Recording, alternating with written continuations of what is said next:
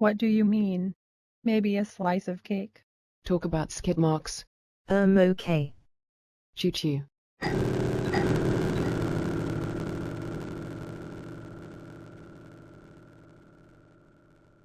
Right, there you are. Hello, John. You didn't end up in the right memory, did you? I didn't end up in any memory.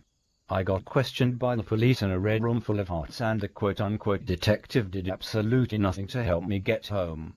Ah, I see. Yes, I know the room you mean. It's the meeting room just to the side of the cursed realm. It's a lovely space. Really wonderful ambience. I felt a more welcoming ambience the time I infiltrated the Labour Party conference to tell them that they needed to get out of the way of big business and allow the steamroller that is the free market to create wonderful opportunities for all. Don't steamrollers destroy things? That's just semantics, Claudia. Okay, well, I think you're wrong, but let's move on. What memory do you want to visit next? Claudia, let me let you in on a little business wisdom nugget.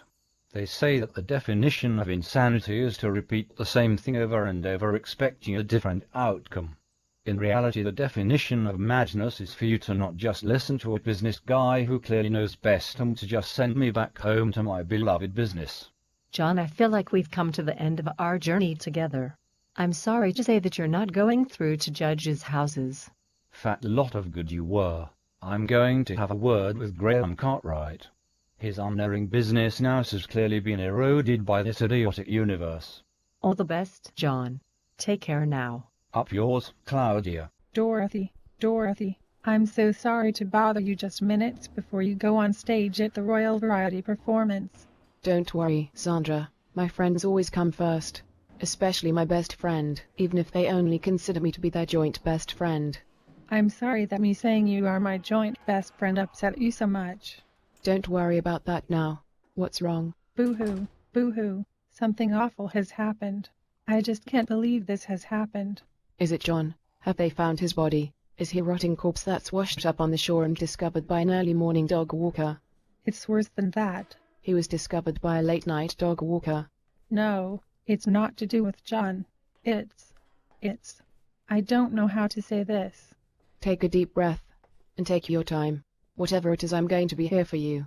Dorothy, Dottie, Jeremy Beadle is dead. What?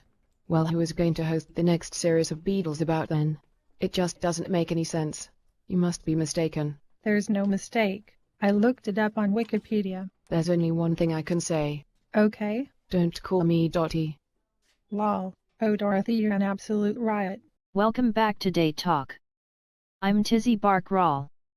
I'm joined by Police Chief Shoko Amamiya. Thanks for having me. Chief, could you give us an update on the case that's transfixing the nation? The O.J. Simpson trial? LOL. Great sense of humor for a cop. Of course, I'm talking about the disappearance of renowned business guy, John Normalman. Yes, of course. Well, he is still technically missing, but we do know where he is. Sort of. It's complicated. Wow, are we getting a Date Talk exclusive? Please go on. My top unusual detective, Rebecca Dell. Let me stop you there. Just how unusual is Detective Dell? Well, her accent changed after she got hit on the head with a bust of Dale Winton, but you've misunderstood. She sounds pretty weird to me. Well, it's the crime that is unusual, not the detective. She is an unusual detective in that she detects unusual crimes. Ah, I see. And so the Normalman case is considered unusual? Highly. We believe that he has been transported to a magical dimension known as the Cursed Realm. LOL. As I said earlier, you have a great sense of humor. I'm serious. How serious? I'm serious as cancer when I say that rhythm is a dancer. Gosh. That's very serious. Yes, we've been consulting with a master of the... I'm going to have to stop you there. We're going live to the White House where the president is going to make a statement on the Normalman case. Please be upstanding for your president, President Darren Gogglebox. My fellow Americans, I'm here to talk to you about one of the biggest rushes in American history. Even worse than when Dirk Benedict and Arnold of different strokes betrayed us, the British. I am of course talking about the traitor John Normalman. Normalman is guilty of selling guns to some terrorists or something like that, and his broadband router is a Chinese brand. Make of that what you will. From this moment onwards, Normalman should be considered public enemy number 1, and I am authorizing all citizens to take down Normalman by whatever means necessary. Bring this guy in dead or alive, but preferably dead. May God bless you, and may God bless the United States of America.